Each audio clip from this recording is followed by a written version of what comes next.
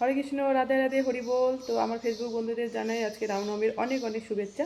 রাধা মাধব আপনাদের সবাইকে খুব ভালো রাখুক, সুস্থ রাখুক, ফিট রাখুক, এই কামনাই করি রাধা মাধবের কাছে। আমি কিন্তু সকাল সকাল উঠে সমস্ত কাজ করে স্নান করে এখন যাচ্ছি রাধা মাধবের পুজো দিতে।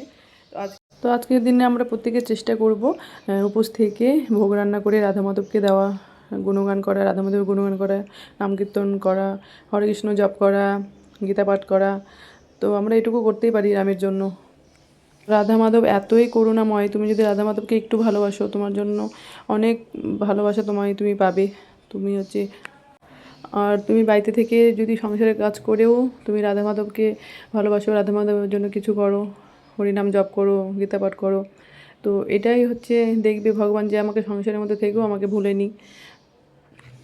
আর এই দেখো সুন্দর করে জামা পরিয়ে দিয়েছে, স্নান টান করে গোপাল সুন্দর জামা পরে বসে আছে। তো এখন পুজো দিব।